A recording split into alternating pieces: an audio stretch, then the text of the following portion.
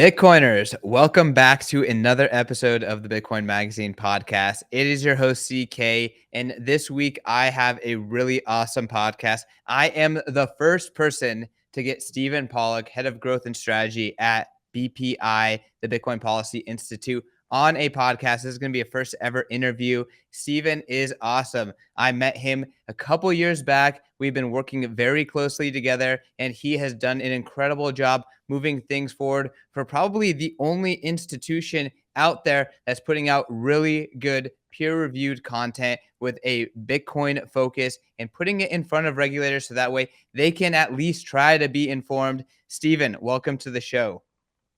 Hey, thanks for having me, CK.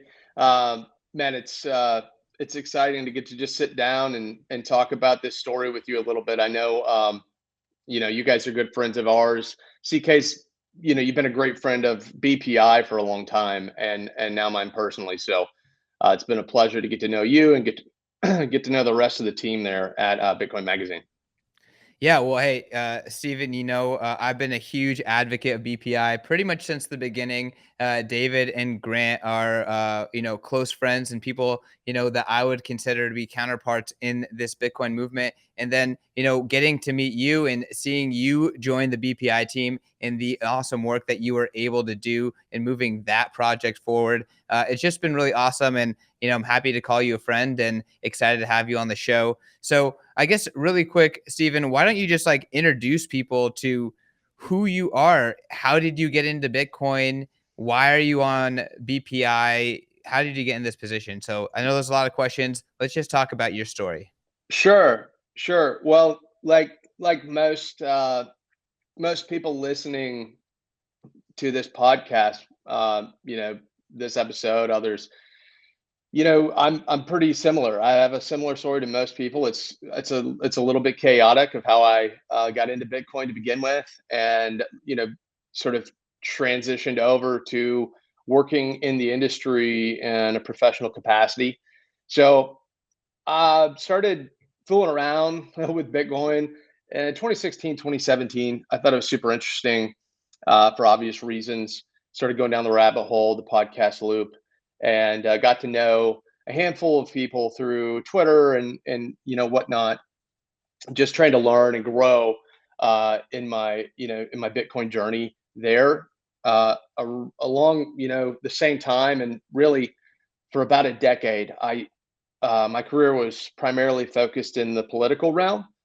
And I use that blanket term because, I did a little bit of everything. I started out just after college running state campaigns, local campaigns, counties.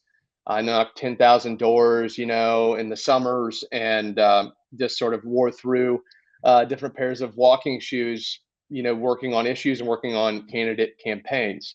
Through that, I kind of developed a passion for it. Got to meet a lot of really cool people in Missouri, where I'm originally from, and started moving up through the ranks and working on non-candidate campaigns, and working in over 40 plus states for different types of issues. So you've kind of got there's issue campaigns, there's candidate campaigns, and with an issue, it may be more grassroots, or it may be, hey, we're upside down in the polls in these 7 congressional districts across the country. So we're going to send different teams to do different types of events, or softer type of influence campaigns. It sounds super shady, but I really enjoyed it.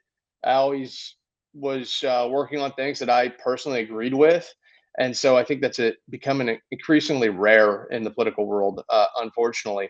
But yeah, that was Well, sort I of mean, my background. Yeah, go I ahead. don't mean to interrupt, but like in terms of your role at the Bitcoin Policy Institute and the issue of Bitcoin in America and Bitcoin being good for America and there being a massive asymmetry in understanding that and then kind of all the other narratives that are out there. I can't think of a better person to, someone with a better background to kind of be on that forefront because like it's a contact sport. Let's be real. And you got to get out in the field and you got to shake hands. You got to meet people and you got to, look them in the eye and tell them what you believe. Right. And that's how Right. you change hearts and minds. So the fact that you kind of had that history is super unique.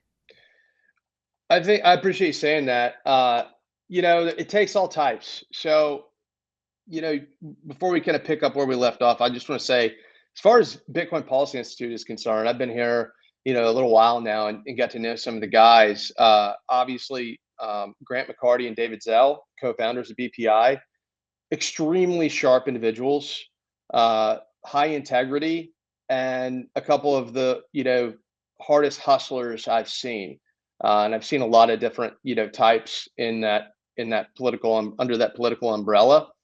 And we're a nonprofit, and I think sometimes you think of a nonprofit, you're like, okay, what exactly? How do you guys approach things? And I think we can get into that a little bit, but I think it all starts at the top with any organization, and those guys are, hustling it and busting it every day. And that was part of the reason I was attracted to this, because when you're in full campaign mode, which I was off and on for about 10 years, you start to learn like when it's time to flip the switch and it's time to go. And that's where we're at as an industry in the Bitcoin world. I mean, you guys get this. You're in full campaign mode every day, whether it's, producing magazines and delivering good, reliable information to people, or whether it's the Bitcoin conference. And as soon as you're done with one, or probably months before you're done with the conference, you're already planning the next thing. You're already having to get speakers ready because the content is evolving so rapidly. The landscape is evolving so rapidly, and so we have to be on that cutting edge, or else we're irrelevant. And there's there's bills in DC that are being passed every day or trying to be passed. There's regulatory agencies that are discussing these things, Bitcoin and other digital currencies every day. The SEC is doing whatever they do, right? And him hawing around, or whatever your opinion is on that, we have to stay on top of it. And so that's what's attractive to me about working in the industry. One, I'm a Bitcoiner, and I think Bitcoin's one of the most like unbelievable inventions in our lifetimes. I think it's super powerful, and the freedom implications of it obviously are unparalleled. So yeah, I to kind of circle back on my journey, I ended up bumping into some people at a Bitcoin meetup, and I know I'm based in Nashville, Tennessee. BPI is based in Washington D.C. Let's go. And I've been here, for quite a while. My family's here. I wasn't going anywhere, and I ended up That's how we got to meet. right, right. I know we met through the meetup, and we were talking. I think we were getting coffee. I got coffee with you and some other friends, and to be honest, I didn't want to tell you guys. I don't know if I've ever told you this. I didn't want to tell anyone my background was in politics, because I just assumed Bitcoiners would like not want to hang out with me. And I was like, man, I don't know any other, Bitcoiners. Like these are my guys. And so we ended up talking a little more. And I think I remember a few, you're like, have you met BPI? Like, have you met the guys at BPI? And I was like, I don't really know what you're talking about. And fast forward a few months, and I'm working here. Yeah, well, I even want to. So I vividly remember that, and I remember Odell, yourself, me, we were hanging out at Bitcoin Park. And it like we were kind of like trying to, pry information out of you. And then when it turned out like, hey, you know a thing or two about, how to move the needle in the political sphere. We at least thought that you needed to talk to those guys, maybe give them some advice. Little did we know that, you're going to be, one of the key people in, making them sustainable, which is definitely something we want to talk about. But I want to take a step Sure. back and say, Steven, you're in the political sphere. You're starting to poke around and meet Bitcoiners. How did you get into Bitcoin? What about Bitcoin gets you excited? Why are you passionate about this industry? Oh man, so many reasons. I think I think one, and these aren't in any particular order.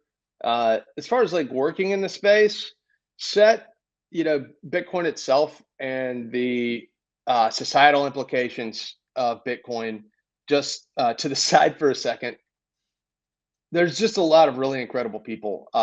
There, with the work that we're talking about doing, and that we're, as BPI, that we're chipping away at every day. We're not the only ones doing it. I mean, CK, people like you and a lot of our friends are doing everything they can and using their skill set to do to push this thing up the hill. But there's just there's a genuineness, there's a sincerity, and I would say like a sincerity of passion almost, that I think is really attractive to me. These are the people that I want to and can stand shoulder to shoulder with and battle every day.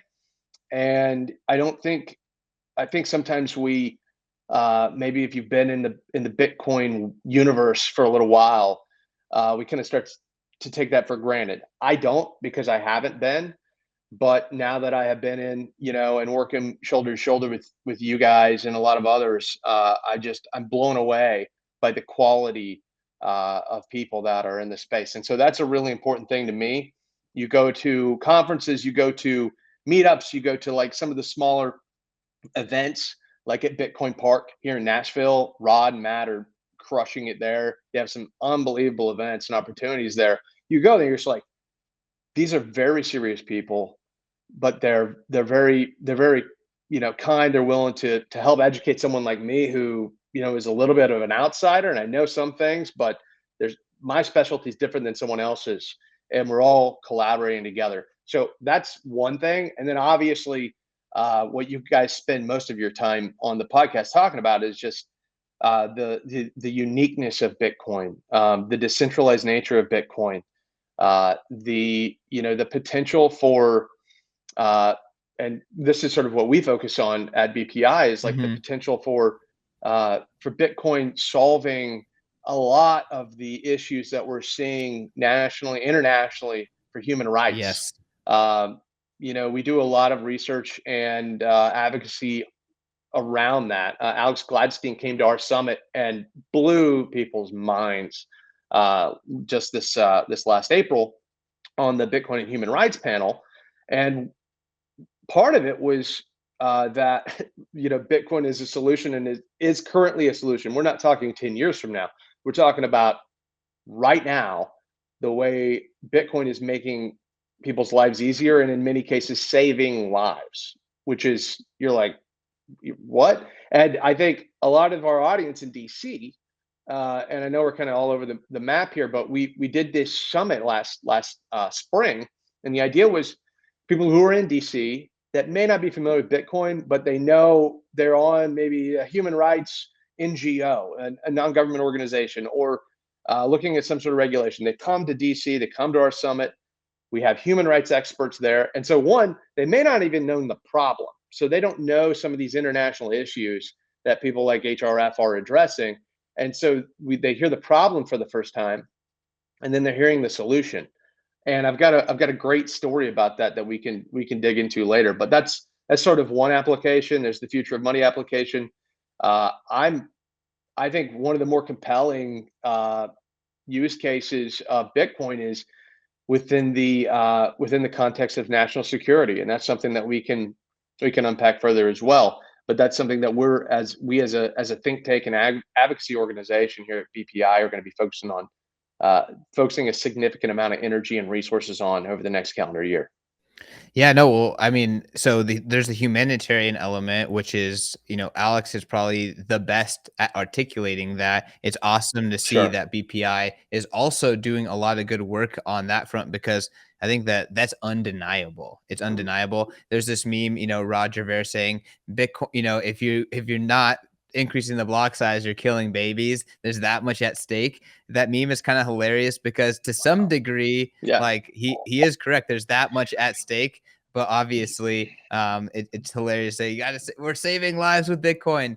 On the flip side, though, talking about when you talk to regulators in the United States, their quote unquote number one objective is what's best for Americans and what's best for their specific constituents. Bitcoin being a part of what's best for Americans in America as a country, that's something that they may or may not believe. Maybe they adamantly are against that idea. How do you articulate why Bitcoin fits into what is best for Americans? Sure. Uh, I've got some great stories along those lines. As I answer that, I want to anyone who's listening not familiar with BPI, I kind of want to fill everyone in so that to kind of paint the broader picture of this the answer to the question there. So Bitcoin Policy Institute is a 501c3. So that means we're a nonprofit, which means we're not lobbyists, right?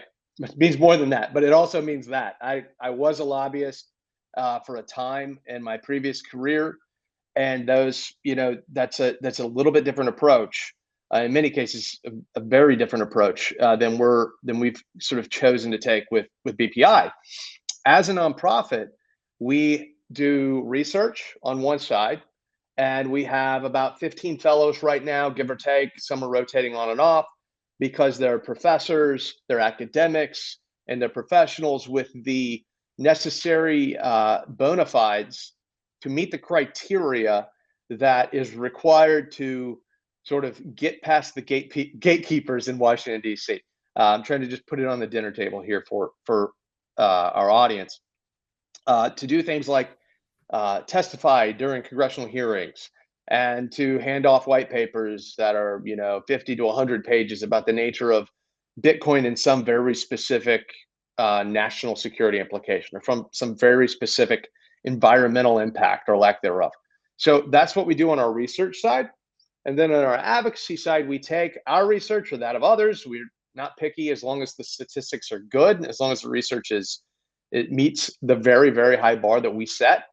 We take it to DC, we distribute it to staffers, we have closed door meetings with elected officials, we meet on site, in state with different regulatory bodies and authorities, and in some cases, elected officials.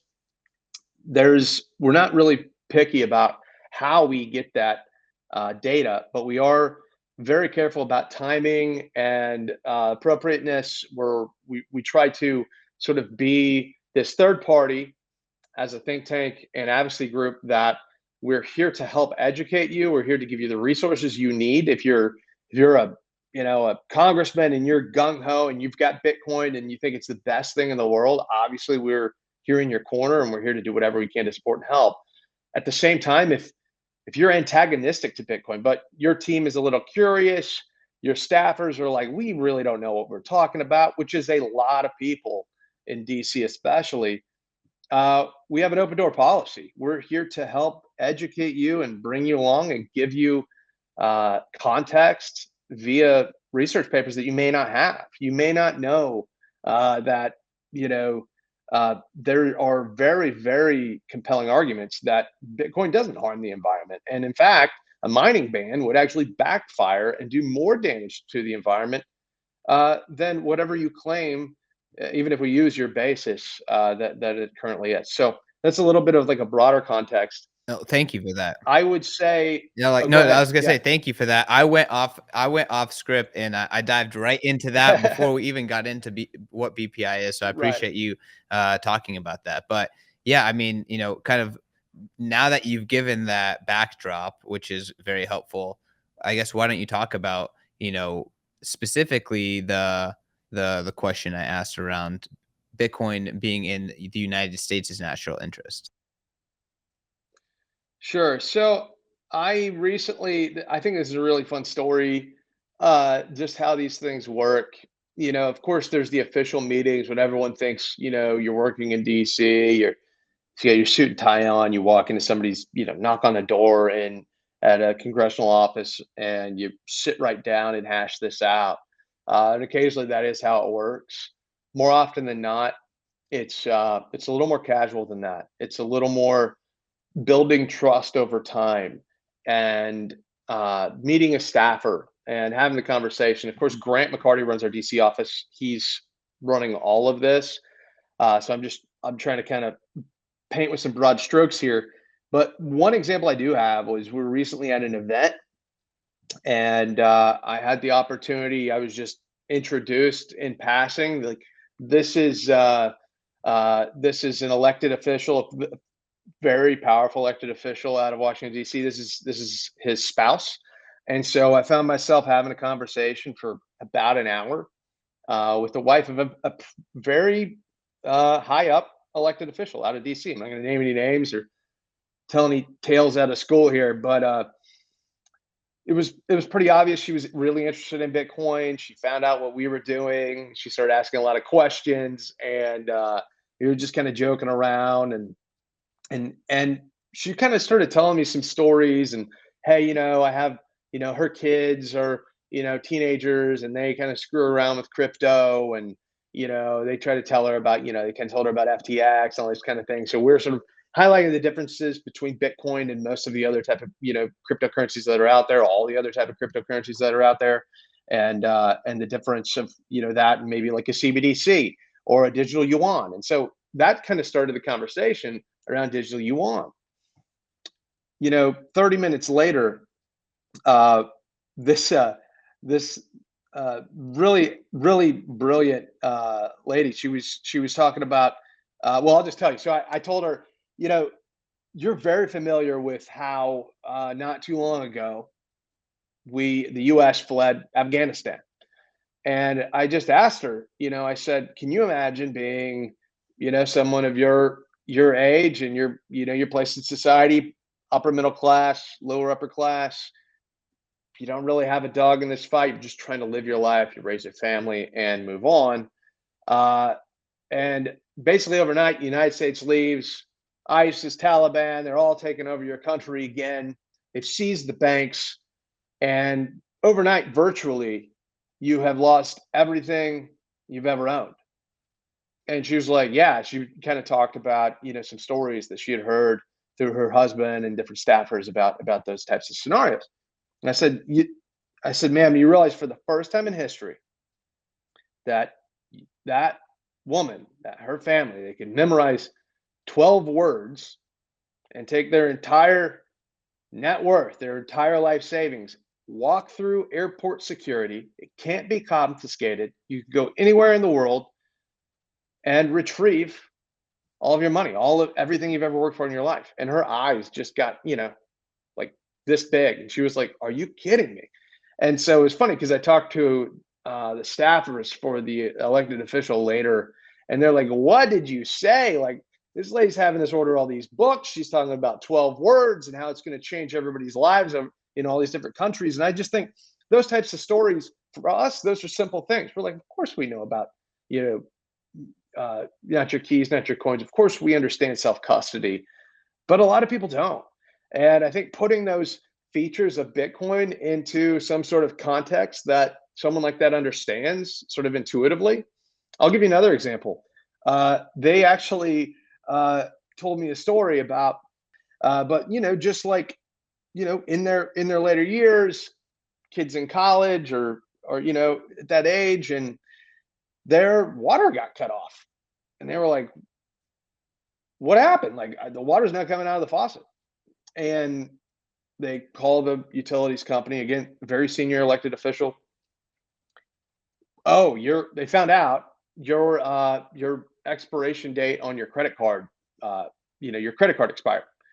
And it was 2 days before they could get water turned back on. There was a fee for for turning it back, a turn on fee.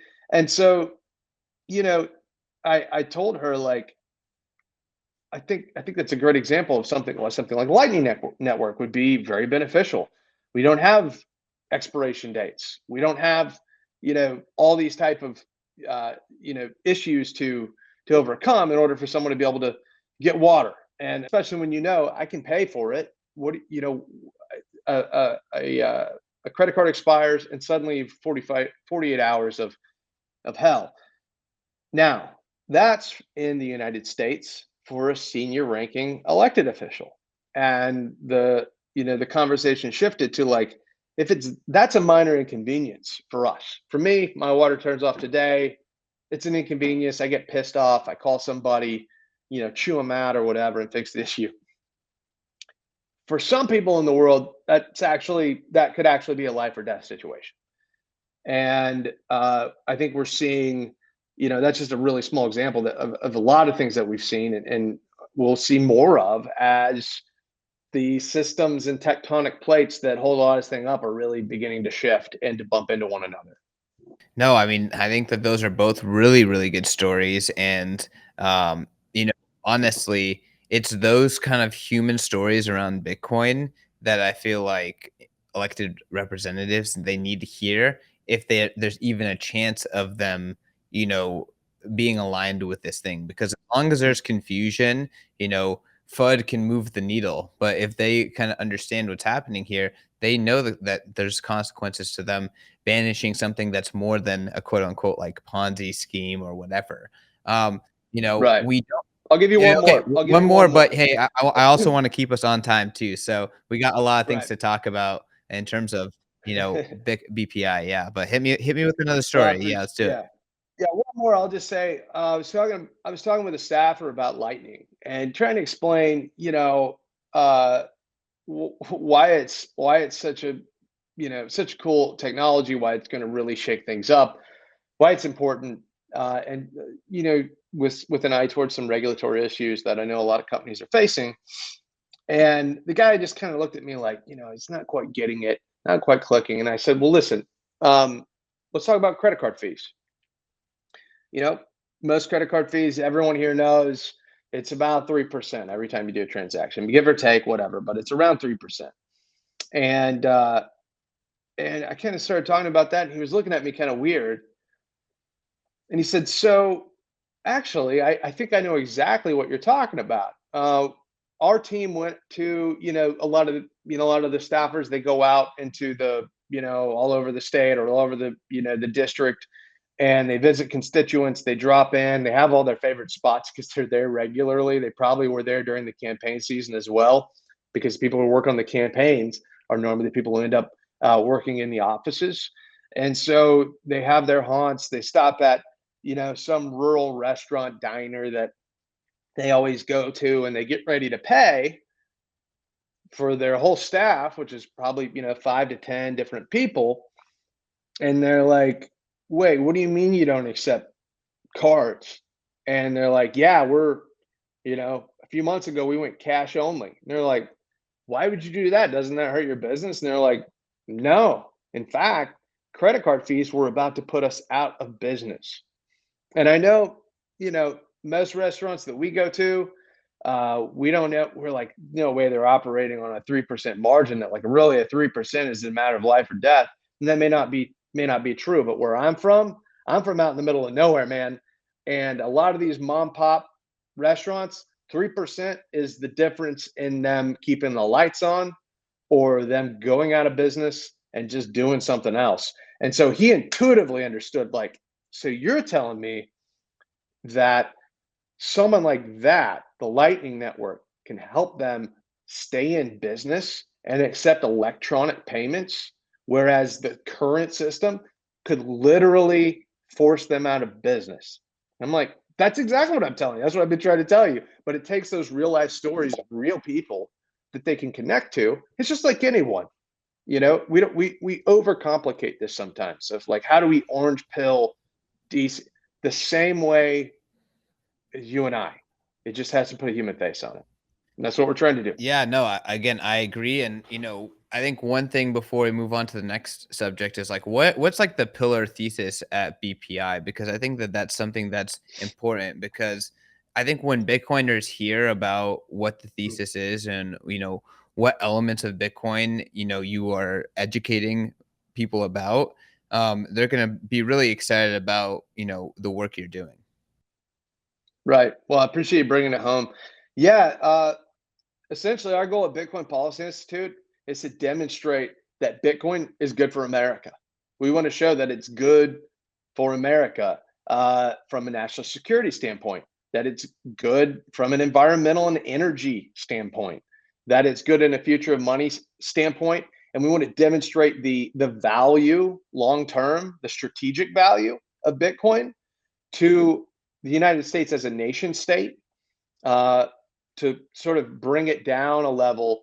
The conversation I recently had, I love anecdotes. If you can't tell, I was kind of talking with some friends and elected official staffers here locally, and I said, you guys don't realize, but what's happening over here at Bitcoin Park right now, the caliber of people. the founders, the developers, the gigabrains that are over there right now discussing the future of Bitcoin and what they're building, the companies. This is this is like the early days of Silicon Valley where they're, building computers in a garage somewhere and no one even knows it. So the potential is astronomical, and we're trying to go to DC and through all these different means and methods, really build the case that not only is Bitcoin good, not only is Bitcoin going to change the world, but that we need to embrace it and that we don't want to be left behind. We do not want to be left behind. And you see other countries like China banning Bitcoin mining, and we saw how that worked out. Mhm. Bitcoin mining didn't care; they just moved over here, and they're lost our game. I What's think. BPS perspective on self custody and running a node? Oh yeah, I think one, we encourage self custody. We encourage people to run nodes. Of course, we think that that's like within our rights as United States citizens to we should be able to self custody our own Bitcoin. I mean that's a that's a given. Anyone who doesn't think that, I would have some one, maybe they need some education around what that means and what self custody is. I think it's pretty intuitive to understand that, and obviously we need to have the right to run nodes. I that's boilerplate stuff for us. Yeah. I mean, no, I just think it's important. It's boilerplate stuff, but there's all these organizations out there that are representing Bitcoin and all this other stuff, and it almost like they lose sight of what's important in protecting the core tenets of Bitcoin, which is verifying yourself, holding it yourself, and obviously the permissionlessness of proof of work mining and all the downstream benefits of that. That's really the focus. Right, right. Well, there's a lot of people doing a lot of things, and I'm sure there's some people doing great things. There's some people not doing not so great things. But as far as Bitcoin Policy Institute is concerned, we focus on Bitcoin and Bitcoin only. We occasionally do work talking about potential impacts of something like the CBDC. We One of our fellows, who's a legal expert, Zach Shapiro, recently, put out some comment just to sort of help people understand the context of the lawsuit between the SEC and Ripple. But that's as far as we touch anything not Bitcoin related. It's more just helping others to sort of understand the context and Mhm. implications of some of those events. No, I mean, that makes sense. So, Stephen, obviously a big part of your role, you talked about what David and Grant do a lot and, the conversations you've had, but a big part of your role is making sure that BPI is sustainable, right? Like this work, obviously requires, employees and dedicated folks full time and they need funding.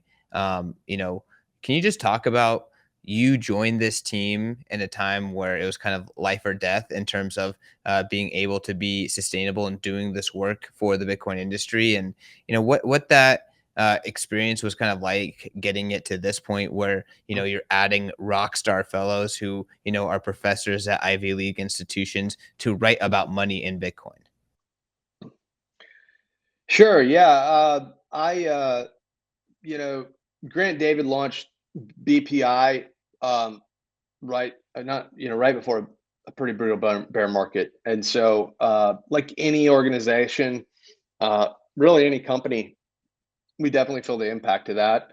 And I actually joined BPI not too long before the FTX collapse, and so uh, you know. Uh, it was a really interesting few months for everyone, right? So I don't think we're alone in that.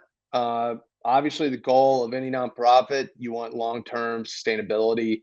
As a nonprofit, we rely on outside funding. We rely on businesses. We rely on individuals that are generous and believe in our work and believe that you know we're putting lead on steel, that we're achieving our mission and that our mission's important. And so Fortunately, there's a lot of people who see the value. There's a lot of businesses that look at our work and look at our research and the way that we deliver our research, and they're very impressed. I'm impressed. I don't do the research, but I read all of it, and I'm like, man, like I'm grateful, and this is part of the reason I was attracted to BPI in the first place. Was like I've seen a lot of this. I've seen a lot of the think tanks and groups that are doing all, and so much of it, not all of it, so much of it is superfluous, and it's just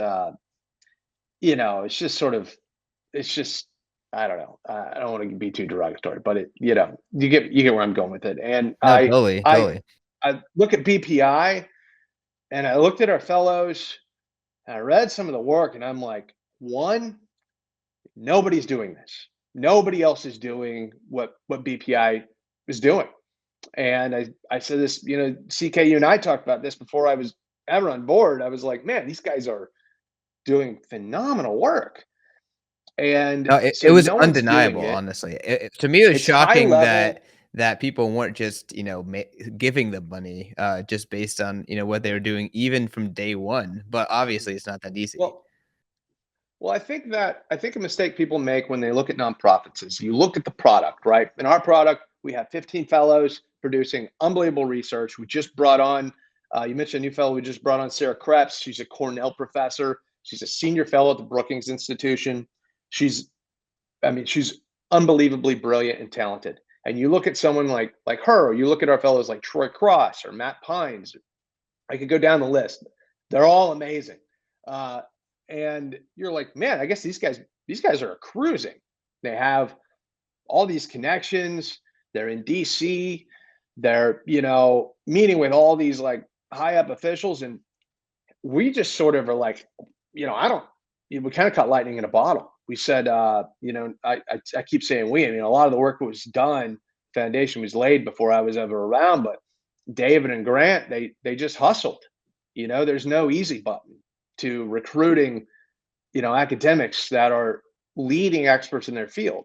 There's no easy button to writing 100 pages on Bitcoin and national security. You just either do it or you don't.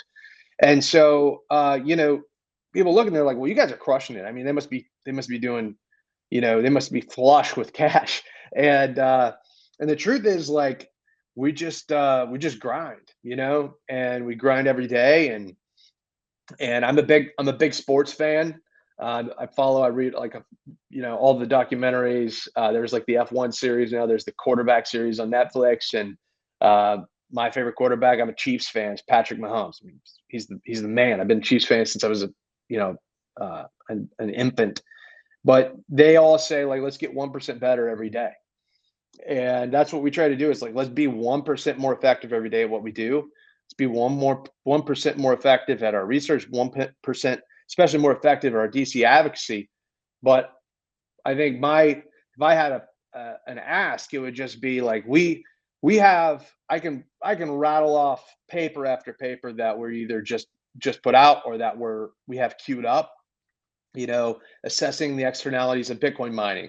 Margot and Troy are working on a climate paper right now. Josh Hendrickson, phenomenal guy, just a good guy, and in addition to being brilliant, a paper on how mining bans will backfire. We have our national security program that we're dumping a ton of time and energy into. The one thing we can't just write into existence, the one thing we can't just will into existence by going to DC is funding. We just rely on people who look at us, look at our work, don't look at me, look at our work and say, like, yeah, this has to continue. And there's people that are doing that and that are writing checks. We need more of it. We don't need an unlimited budget, but we could use.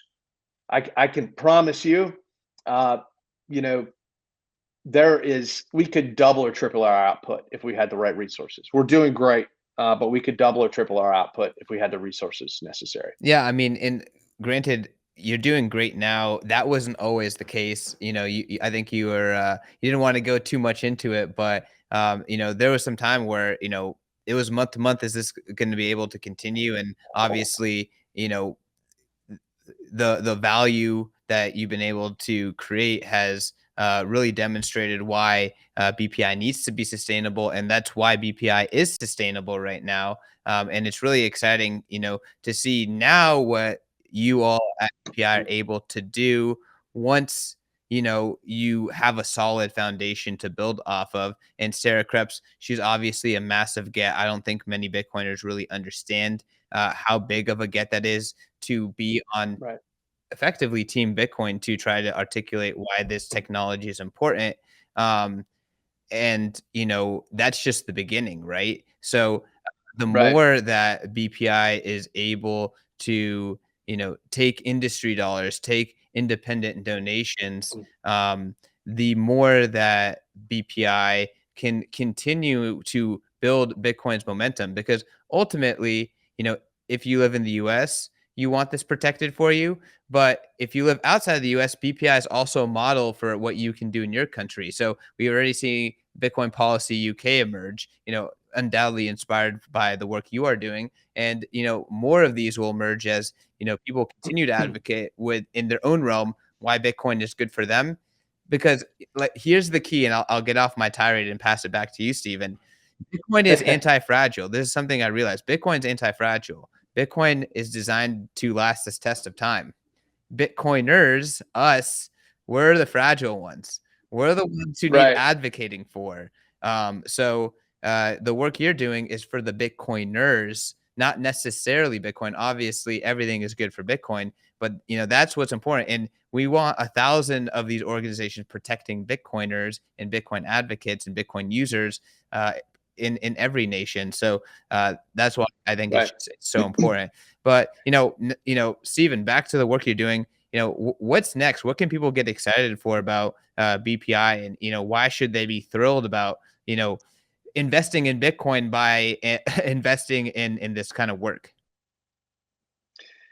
Well, yeah, we're obviously really careful to say we don't represent Bitcoin in any capacity, and we don't represent Bitcoiners. We represent, you know, like I said, our goal of showing and proving to the United States that Bitcoin's a good idea for them, and that it is in our own best interest to, like you said, protect Bitcoiners and protect our rights as U.S. citizens, and hopefully, as a leader in the free world, those rights carry over into flourishing in other countries as well. So that's the goal. But yeah, I would just say, as far as the future, I rattled off a lot of work that's in queue right now. I think the big thing that a lot of people are excited about is our national security program.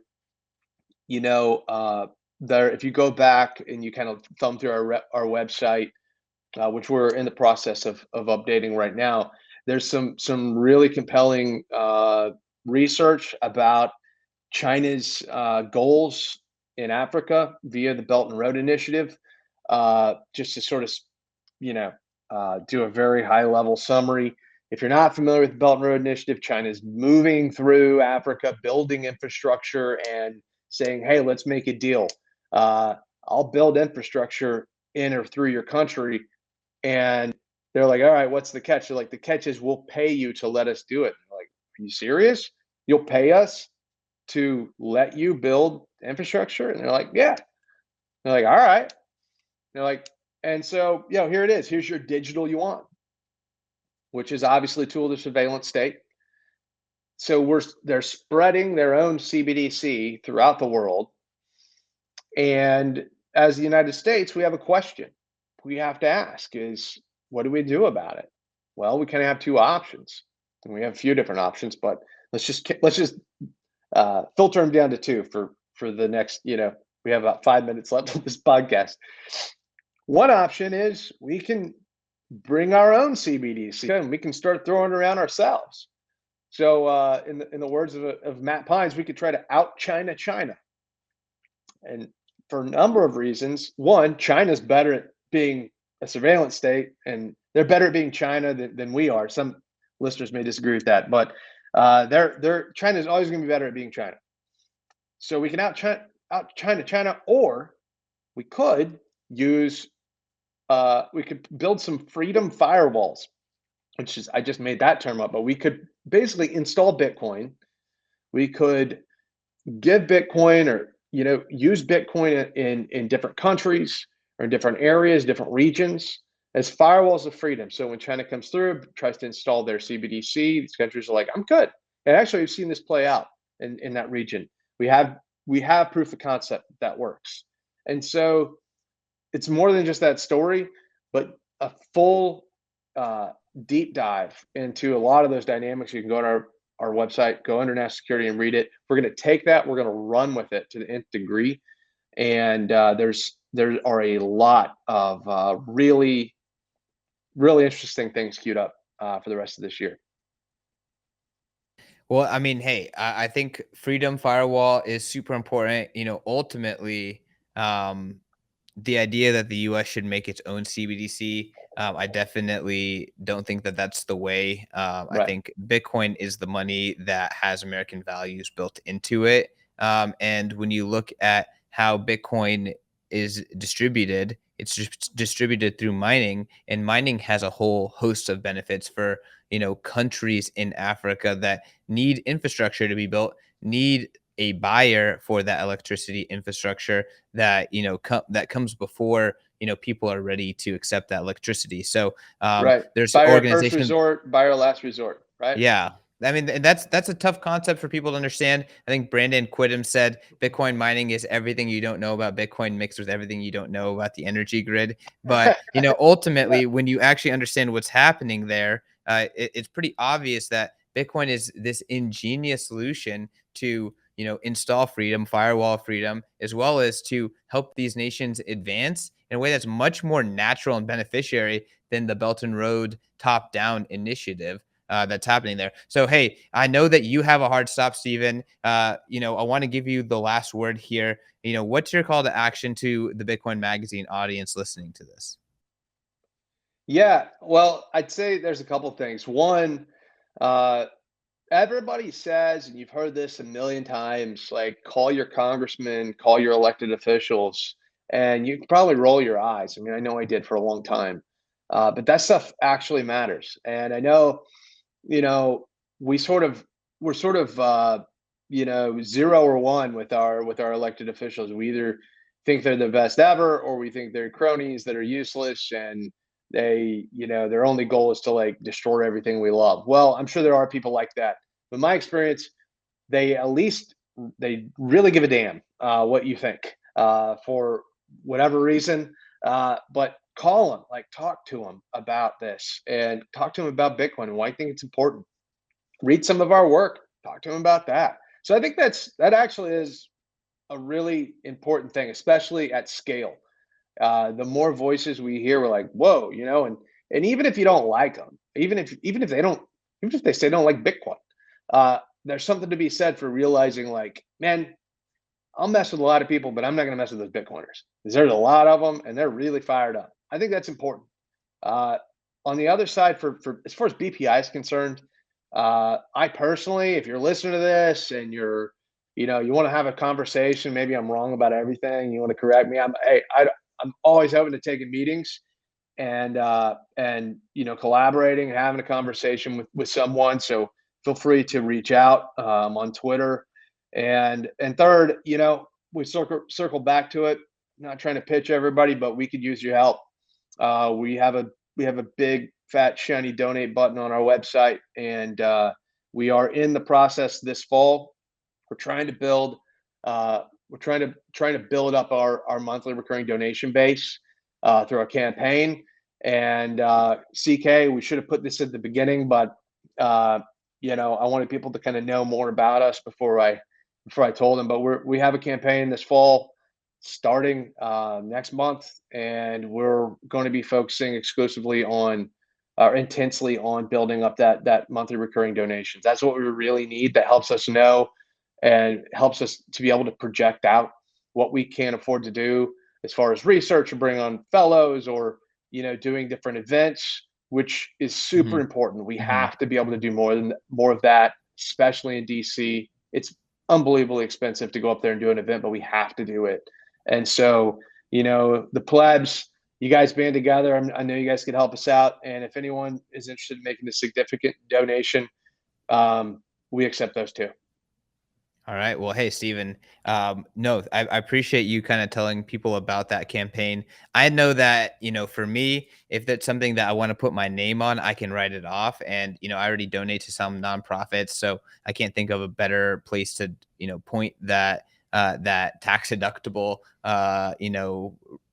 investment I'm already making than BPI. So I'm down to join that cause. But to all the listeners, really encourage you to check out btcpolicy.org. A lot of great stuff there. And at the least, look at the research, because often that is one of the most serious pieces of content that you can give to someone who wants to learn more about Bitcoin. Ultimately, sometimes Bitcoin magazine articles aren't necessarily the right tone. They're more geared towards Bitcoiners who want to continue thinking about Bitcoin. So BPI and the btcpolicy.org is a really great resource out there. And if you enjoy what they do, consider donating. But with that, y'all can find me at Bitcoin Amsterdam. That is October 12th through the 13th. So I'm excited to shake all of your hands there. And we are officially within a year of Bitcoin 2024 in Nashville. Steven and I will both be there for sure.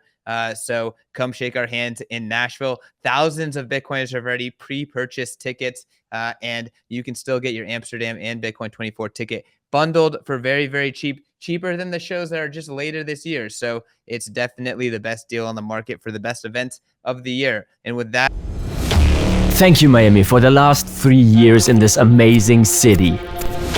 The whole world shut down, but Miami welcomed us with open arms. We want to show Bitcoin to the whole world. We are taking the conference on the road to set the stage for Bitcoin in a new city.